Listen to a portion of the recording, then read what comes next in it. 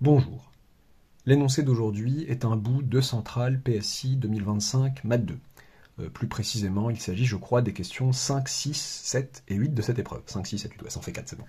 Ok, c'est un bout qui m'a tapé un peu dans l'œil en parlant de somme de Riemann, voilà, bon, programme de colle du moment, tout ça, bon, ça m'intéresse. Ok, soit f une fonction de classe C1 sur un segment AB, donc avec A strictement inférieur à B, et soit x un réel strictement positif. Petit 1, déterminer l'ensemble des entiers naturels n, tels que a plus nx appartiennent à ouvert A fermé B. Petit 2, montrer que pour tout L positif ou nul, pour tout réel positif ou nul L, la valeur absolue de L moins la partie entière de L sur x fois x, fermé la valeur absolue, est inférieure ou égale à x. Petit 3, montrer que x fois la somme pour k allant de 1 jusqu'à, désolé c'est un peu petit, partie entière de b moins a sur x, des f de a plus kx, bon ça c'est ma somme, moins l'intégrale de a à b de f de t dt, il faut montrer que tout ça est égal à la somme pour k allant de 1 à partie entière de b moins a sur x, des intégrales de a plus k moins 1x à a plus kx, des f de a plus kx moins f de t dt, tout ça, toute cette somme, moins l'intégrale de a plus partie entière de b moins a sur x fois x, jusqu'à b de f de t dt. Il y a, désolé pour les coups de gomme, il y avait des n, enfin le sujet original avait choisi comme indice de sommation n, et moi je préfère k, voilà, je sais pas si j'aurai le temps de m'expliquer, mais c'est plus esthétique qu'autre chose. Petit 4, montrer que la limite quand x tend vers 0, sous-entendu x strictement positif, on avait pris un réel strictement positif au départ, bon là on le fait tendre vers 0, montrer que la limite quand x tend vers 0 de x fois la somme pour k allant de 1 jusqu'à la partie entière de b moins a sur x des f de a plus kx, est égale à l'intégrale de a à b de f de t dt. Montrer que cette limite-là est égale à ça, bon, ce qui peut nous faire penser voilà, à nos fameux résultats sur les sommes de Riemann. Vous pouvez vous donner 25 minutes, je pense, de réflexion et de recherche avant de regarder la correction, et c'est parti, correction. Alors, petit 1, déterminer l'ensemble des entiers naturels n, tels que a plus nx appartiennent à ab. Ok, bon. Soit petit n appartenant à grand N, a plus nx appartient à AB, si et seulement si quoi. C'est de raisonner par équivalence. Si et seulement si, bon, je peux parler de AB ouvert en A, fermé en B, bon, j'ai pris A strictement inférieur à B, sinon je dis, bon, bah, si, enfin, voilà. En prenant A égale B, ensemble vide, voilà, bon, on ne casse pas la tête là-dessus, équivaut à dire, du coup, que A strictement inférieur à A plus nx inférieur ou égal à B, ce qui équivaut à dire que, donc, je vais essayer d'isoler, d'avoir des infos sur, alors j'allais dire x, non, sur n, l'ensemble des entiers naturels n. Alors, donc, je soustrais a à tout le monde, donc ça nous fait 0, ce qui équivaut à dire que 0 inférieur strict à nx inférieur ou égal à b moins a. Je divise tout ce beau monde par x qui est strictement positif. Ça nous fait, c'est équivalent à dire que 0 inférieur strict à n inférieur ou égal à b moins a sur x. Oui, mais n, je rappelle que c'est censé être un entier naturel. C'est donc équivalent à dire que 0 inférieur strict à n, 1 inférieur ou égal à n, si je veux des infériorités ou égales, comme ça, inférieur ou égal à partie entière de b moins a sur x. Dire d'un entier qu'il est inférieur ou égal à un certain réel, ça revient à dire qu'il est inférieur ou égal à la partie entière de ce réel. Je rappelle que partie entière de b moins a sur x, c'est le plus grand entier qui reste inférieur ou égal à b moins a sur x. Pardon. Ok, l'ensemble demandé est... Alors il y a deux cas de figure possibles. L'ensemble des entiers de 1 jusqu'à partie entière de b moins a sur x, pourvu que la partie entière de b moins a sur x est supérieure ou égale à 1. C'est un entier naturel, en l'occurrence ici, bah, il pourrait être nul. Donc s'il est supérieur ou égal à 1, je peux dire que c'est cet ensemble-là. Et l'ensemble vide, si la partie entière de b moins a sur x est égale à 0. Ok, donc ça, c'est l'ensemble des entiers naturels n tels que a plus nx appartiennent à a ouvert, b fermé. Petit 2, montrer que pour tout L positif ou nul, valeur absolue de L moins partie entière de L sur x fois x fermé la valeur absolue est inférieure ou égale à x. Bon, moi quand je vois ça, dans mon brouillon, là je préfère, bon, je pourrais raisonner par équivalence, etc. Moi c'est au brouillon que je fais ça.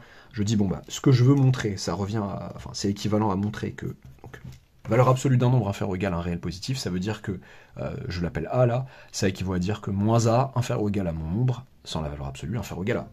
Donc, moi ce que j'aimerais, c'est que moins x soit inférieur ou égal à L moins partie entière de L sur x fois x, inférieur ou égal à x. Ce qui équivaudrait à dire. Donc, ok, moi je me dis que tout ça viendrait peut-être d'un encadrement de la partie entière qui est là. Donc, si je raisonnais par équivalence en isolant la partie entière, qu'est-ce que ça me donnerait? Donc, d'ailleurs, j'ai peut-être mal choisi, du coup, si je veux un équivalent de ma partie entière, plutôt que de dire que ce nombre-là est encadré par entre moins x et x, eh bien, ça revient au même que de dire que son opposé est encadré entre moins x et x, parce que la valeur absolue d'un nombre est égale à la valeur absolue de son opposé, tout simplement. Ok. Ça équivaut à dire, en fait, que L moins x inférieur ou égal à partie entière de L sur x fois x inférieur ou égal à L plus x, en ajoutant L des deux côtés pour passer là, et en soustrayant L de tous les côtés, pardon, j'ai dit deux côtés, et en soustrayant L de tous les côtés pour remonter. Ok. Ce qui équivaut à dire, en divisant par x strictement positif, que donc L sur x moins 1 équivaut... Alors vous savez quoi, moi j'ai juste peur quand je dis au brouillon. Je vais le faire au propre. Moi j'ai peur parfois pour certaines premières années qu'on comprenne mal et qu'on ait l'impression que je parte de la fin. Non, là je vais assumer un peu et je vais vous dire ce qu'il faut. Si vous avez peur d'être mal compris ou de mal rédigé surtout, et qu'on ait l'impression que vous partez de ce qu'il faut démontrer, allez-y proprement, enfin allez-y dans l'autre sens en disant bon bah je pars de ce que je sais, etc. etc. Là il n'y a pas de raison, si je raisonne par équivalence, soit L positif ou nul. Cette chose, je ne dis pas qu'elle est vraie, je dis qu'elle est équivalente à telle chose, etc. C'est équivalent à dire que L sur x moins 1 du coup est inférieur ou égal à partie entière de L sur x qui est inférieur ou égal à L sur x plus 1. Or, ce dernier encadrement est vrai, est vérifié. Pourquoi? Parce que la partie entière, bon, ce dernier encadrement... Est-ce que je raconte pas des bêtises? Bah oui, non, je raconte pas de bêtises, j'ai eu peur à un moment donné, mais il est même un peu large en fait. Est vérifié car nous savons que la partie entière de L sur x est plus grande même strictement que L sur x moins 1, et qu'elle est inférieure ou égale à L sur x. Donc, plus grande strictement, ça implique plus grande ou égale, et inférieure ou égale à L sur x, ça implique aussi inférieur strict et inférieur ou égal aussi du coup à L sur x plus 1. Donc le dernier encadrement est vérifié. Si cet encadrement est équivalent au premier, d'où, eh bien, moins x inférieur ou égal à partie entière de L sur x fois x moins L inférieur ou égal à x. Je rappelle que du coup, voilà, j'ai dit, voilà, il y a équivalence entre ces propositions, celle-ci est vérifiée, donc celle-là est effectivement vérifiée. C'est-à-dire, ce qu'on m'a demandé, à savoir, valeur absolue de L moins partie entière de L sur x fois x, tout ça est inférieur ou égal à x. Ok. Je fais quoi de tout ça? Voilà. Je m'attaque à ce qui a l'air laid comme ça, de loin. Ça, toute cette horreur, cette somme fois x, moins l'intégrale qui est là, qui est égale à tout ça, là. Qu'est-ce que je fais? Bon, j'attaque d'expérience un peu le côté le plus horrible. J'attaque le côté droit, et j'essaye d'arriver au côté gauche. Bon. Voyons voir. Donc déjà, je vais commencer par justifier un peu ce qui se passe en termes d'objets. Bon, en termes d'existence des objets, même s'il n'y a pas grand-chose à dire en soi, quoique peut-être un petit truc. Les objets de gauche, il n'y a pas de problème. Alors, convention, je vais quand même leur dire, écoutez les amis, convention. Somme pour, je ne sais plus si elle était proposée dans le sujet ou pas, donc je la rappelle, somme pour k allant de 1 à 0 des uk est égale à 0. Et même, j'aurais pu généraliser somme pour k allant de p à q, avec p strictement supérieur à q des uk, bah, ça ferait 0. Voilà. Ok, d'accord. Donc déjà, pour commencer, si partie entière de b-a sur x est égal à 0, eh bien, égalité vérifiée. Pourquoi je prétends ça? Parce que le membre de gauche va me donner, donc ça fera 0, et donc il restera moins l'intégrale de AB de f de t dt, et le membre de droite, eh bien, il va me rester, bon ça se fera 0 aussi à cause de cette somme vide, du coup, moins l'intégrale de A, donc là j'aurai à gauche moins l'intégrale de AB de f de t dt, qui est bien égale, dans ce cas, à moins l'intégrale de A plus partie entière de B-A sur X fois X. Ça, je rappelle que partie entière de B-A sur X, ici, ça fait 0, donc c'est A, en fait, AB de f de t dt. Le membre de gauche est égal au membre de droite si B-A sur X, la partie entière de B-A sur X est nulle. Ok. Vérifier et ok. Très bien. Sinon, si B-A sur X en partie entière, pardon, appartient à n étoiles. Alors, déjà, bon, membre de gauche, tout se passe bien. Alors, est-ce que tout se passe bien? Il faut, donc on m'a parlé du fait que f était une fonction classe C1 sur un segment. Elle est définie a priori sur le segment AB. Est-ce qu'on ne quitte pas le segment AB? Donc non, a priori non, puisque là j'ai les f de A plus kx pour k se baladant entre 1 et partie entière de B-A sur x, et ça tombe très très bien. C'est l'ensemble pour lequel A plus nx appartient à A plus, donc du coup ici ce serait A plus kx appartient à AB ouvert en A même, donc tout va bien, il n'y a pas de problème. Donc je leur dis que pour tout cas appartenant à 1 partie entière de b-a sur x, pardon, eh bien A plus kx appartient à A ouvert B fermé, donc qui est inclus dans AB fermé, ok. Tout va bien déjà pour pouvoir définir ça, quoi. Et même ça, du coup, puisque là, c'est des f de A plus kx. J'intègre entre A et B f de t dt, bon, il n'y a rien à dire. Et là, je regarde juste si f de t, bon, si A plus k moins 1 x, si en intégrant de A plus k moins 1 x à A plus kx, je suis bien dans les clous pour f de t. Oui, bah oui, a priori.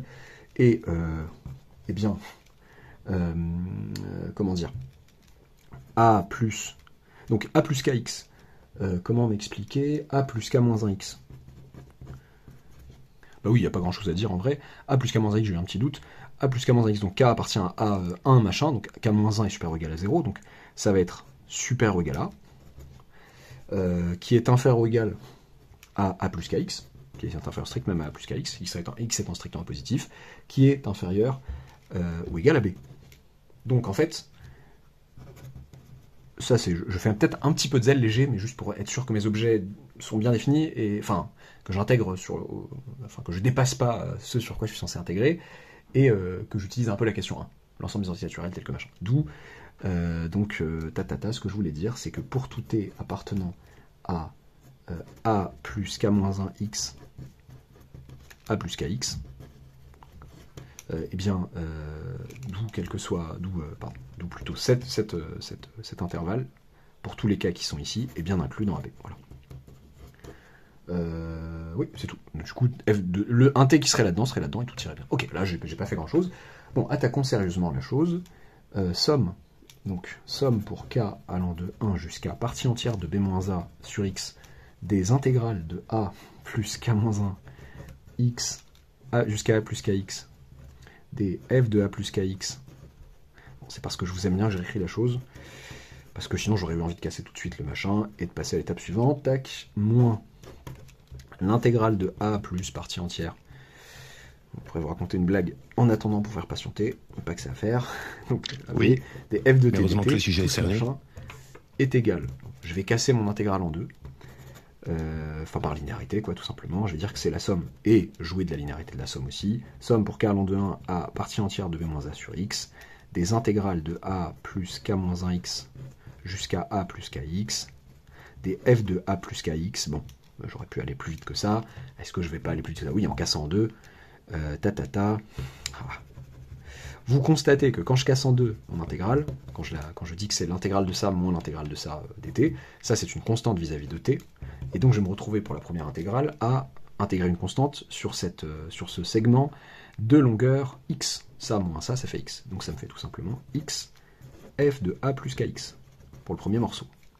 Moins, du coup, ça c'est dans la même somme, mais du coup je vais casser la somme en deux aussi. Somme pour k allant de 1 jusqu'à partie entière de b-a sur x des intégrales de a plus k-1 x jusqu'à a plus kx des f de t dt.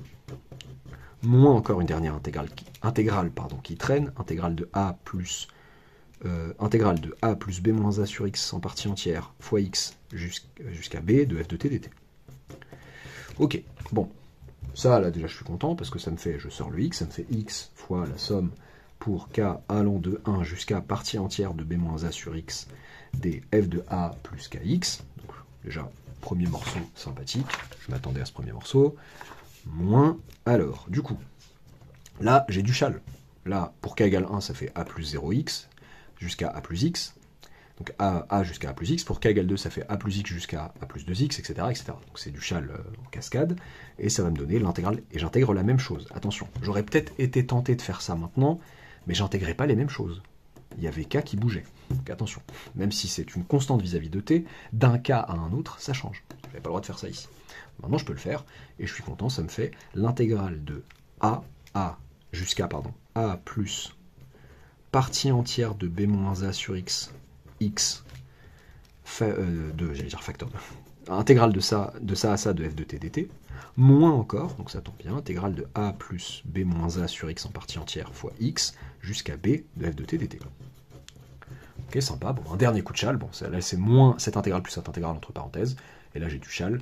Et c'est l'intégrale de a à b, du coup. Ok, égale x fois la somme pour k allant de 1 jusqu'à partie entière de b moins a sur x, f de a plus kx, moins intégrale de a à b de f de t dt. Ouf.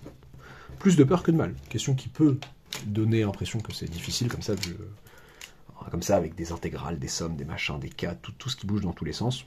Au final, c'est pas la plus méchante. Le but n'est pas de faire rager ceux qui l'auraient sauté parce qu'ils auraient eu peur ou quoi. Le but est de voir ensemble comment on peut la traiter tranquillement, tac. Alors ça égale ça. Bon. Souligné de manière un peu étrange. Alors, montrer maintenant cette fois-ci que la limite quand x tend vers 0, par valeur supérieure, de x de x fois la somme de machin, de montrer que la limite de ça en fait est égale à ça. Bon, il s'agirait donc de montrer, cela revient à montrer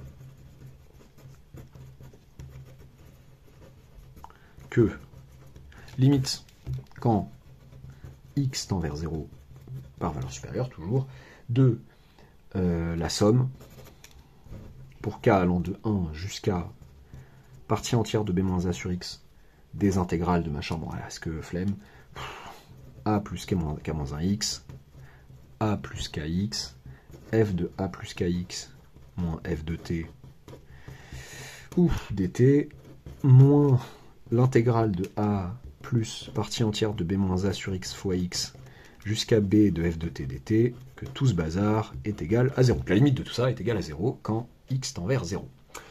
Ok, j'ai deux morceaux, lui et lui. Ce serait sympa que chacun des morceaux tende vers 0 quand x tend vers 0. Je vais m'intéresser, je vais peut-être, pour me donner du courage, commencer par m'intéresser par lui.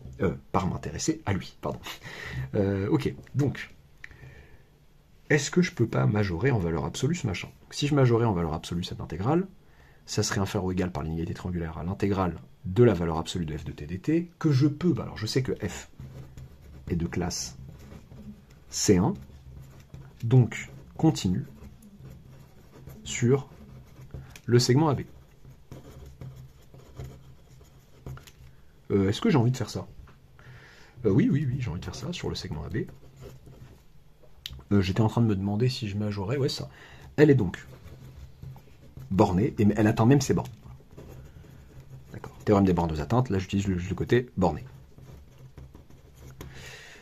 Il existe un M appartenant à R+, tel que pour tout T appartenant à AB,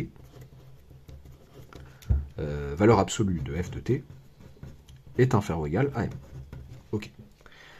Donc, du coup, pour tout x strictement positif, valeur absolue de l'intégrale de a plus b moins a sur x en partie entière fois x jusqu'à b de f de t dt va être inférieur ou égal avec l'inégalité triangulaire, c'est un petit peu, j'essaye de pas tourner la page tout de suite, à l'intégrale de a plus b moins a sur x en partie entière fois x, fois x jusqu'à b, pardon, des valeurs absolues de f de t dt que je peux elle-même majorer par m dt. Du coup par m, quoi. Ok, très bien, et donc cette intégrale, qu'est-ce que ça nous fait? Ça nous fait tout simplement m fois ça moins ça. D'accord. Est-ce que c'est pas le moment de prendre le verso de l'autre page? D'où l'intégrale de a plus b moins a sur x en partie entière fois x jusqu'à b de f de t dt, tout ça en valeur absolue, est inférieur ou égal à m b moins a moins partie entière de b moins a sur x fois x. Mais là, ça me rappelle quelques petits souvenirs. Je me dis, mais attends, est-ce que t'aurais pas vu une histoire de ça, là? Bon, qui serait mon L ici? B moins a, peut-être. Alors, B moins a, positif ou nul. Donc, CF question... J'ai mal choisi mon verso. CF question 2. Alors, B moins A moins... Alors, attendez, je me suis peut-être... ce qui me semble douteux... Et inquiétant, non, rien d'inquiétant, rien de douteux. Je m'inquiétais sur... J'ai eu tout d'un coup un doute sur qui est le plus grand entre lui et lui, mais non. J'ai la certitude, en ayant bien fait mon travail initialement, que... Et c'est vrai que je ne m'étais pas intéressé, alors. Si, tout va bien. J'ai eu un doute sur le fait qu'on pouvait dépasser B là, mais pas du tout. On peut pas dépasser B, j'ai bien fait le travail, je referai pas. Je referai pas le travail sur le fait d'avoir prouvé que j'étais inférieur à B, que ce monsieur lui aussi était inférieur à B, parce que je remplaçais par la plus grande valeur. Je rappelle que... Ah, j'explique mon doute, mais c'est pas super intéressant. C'est pas très intéressant sur le plan machin. 3, voilà, convention. Pour tout cas, voilà. Pour tout cas entre 1 et... K entre 1 et ça... A plus KX est bien compris entre A et B. Et en particulier, en prenant K égale lui, je suis inférieur à B. Tout va bien. Si pour être sûr que tout va bien. Alors, donc, en prenant L égale B moins A, donc ça me fait que valeur absolue de B moins A moins...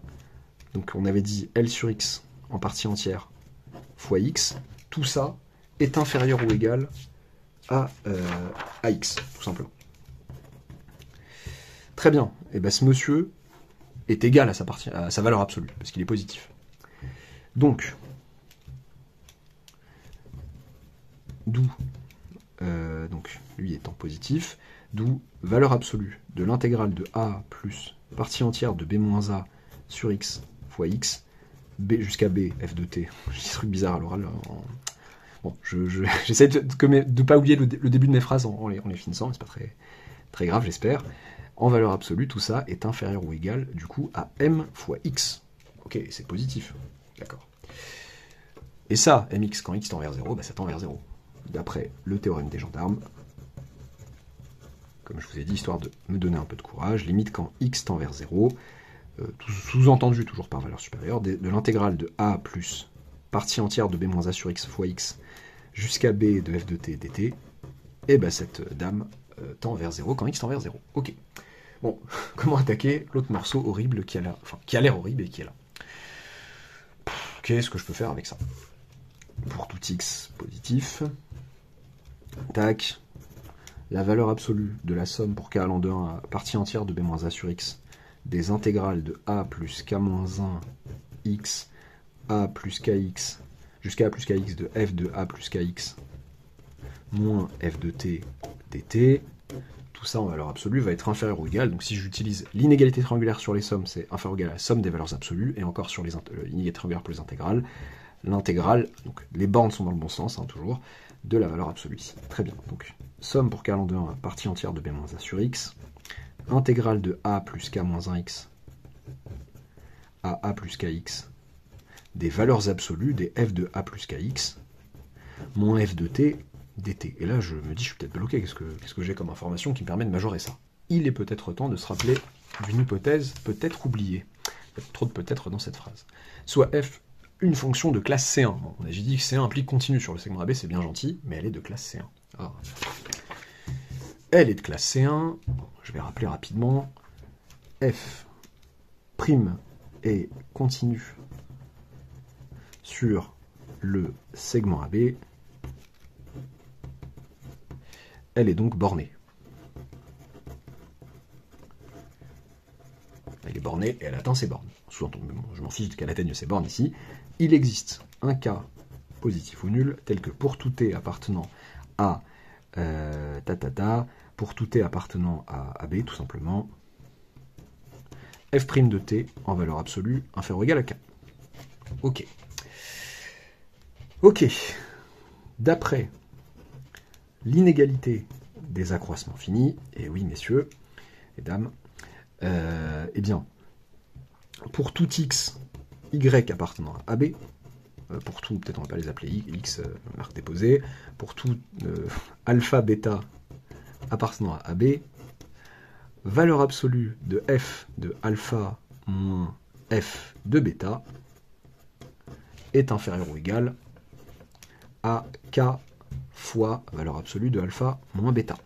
Pour être très précis, là je suis en surabondance d'hypothèses, mais je peux rappeler, normalement c'est même un résultat immédiat du cours, c'est une conclusion immédiate du cours à partir de l'IF, je suis pas censé la reprouver à chaque fois, mais si je voulais la reprouver, si alpha différent de bêta, si alpha égale bêta c'est bidon, si alpha différent de bêta, 0 inférieur ou égal à 0 quoi, si alpha différent de bêta, eh bien j'utilise l'IAF sur en rappelant les hypothèses nécessaires, f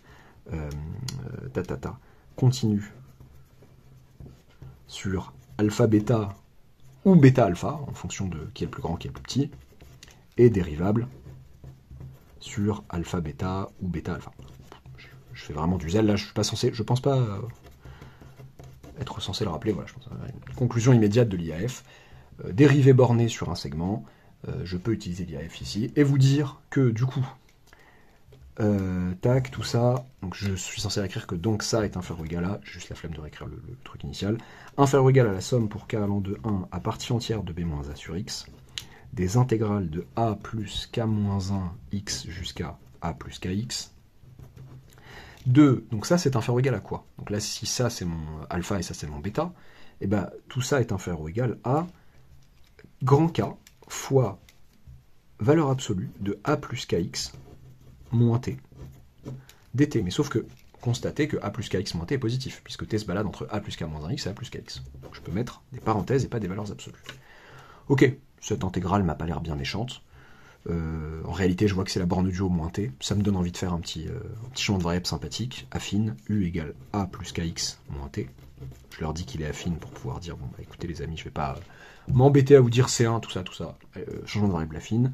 Donc ça me fait k fois la somme, donc j'ai sorti le k, somme pour k allant de 1 à partie entière de b moins a sur x, de l'intégrale, alors, donc là ça me ferait 0 en haut, et là ça me ferait x, si je remplaçais a plus kx moins, enfin je remplaçais de t par ça ferait a plus kx moins a plus k moins 1x, ça ferait x, donc on a dit x0, sauf que du c'est moins dt, donc ça me permet d'aller de 0 à x, et de montrer avec k, il n'y a plus de k du coup, pardon, u du.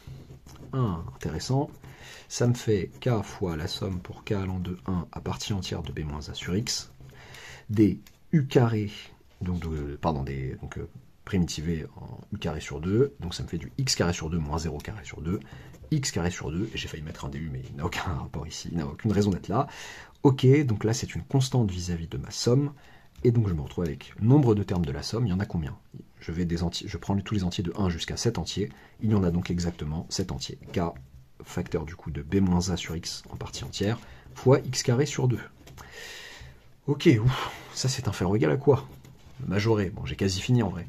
La partie entière d'un nombre est inférieure ou égal à ce nombre. Inférieur ou égal à k fois b moins a sur x fois x carré sur 2. Donc c'est inférieur ou égal à k fois b moins a fois x sur 2. Bonne nouvelle, du x au numérateur. Bon, j'ai la flemme d'écrire la toute fin. D'après le théorème des gendarmes, cette quantité qui était positive ou nulle et qui est inférieure ou égale à cette quantité qui tend vers 0 lorsque x tend vers 0, et bien cette quantité en valeur absolue tend vers 0, donc sans valeur absolue si elle tend vers 0 quand x tend vers 0. Et on nous a bien établi, donc on a bien établi grâce à ça, on vous a bien prouvé que ceci tendait vers 0 quand x tend vers 0, ceci aussi, donc par somme, par différence, ici, la limite de tout ça est égale à 0, et enfin, on a que la limite quand x tend vers 0 de tout ça est égale à 0, et c'est, je crois, ce que me demande l'énoncé. Il me demandait d'établir que la limite de tout ça, moins ça, est égale à 0 quand x tend vers 0, et sous-entendu, enfin, dit autrement, en passant la constante de l'autre côté, la limite de ça, quand x tend vers 0, est égale à ça. Pourquoi parle-t-on de généralisation du théorème sur les sommes de Riemann? Parce que tout simplement, on rend continu le cas que vous aviez qui était discret, et c'est pour ça d'ailleurs que j'ai préféré mettre un cas ici pour vous rappeler vos histoires de somme de f de a plus k b moins a sur n, voilà. Et d'ailleurs, du coup, votre x, le x ici, c'est ce qui jouait le rôle de votre b moins a sur n.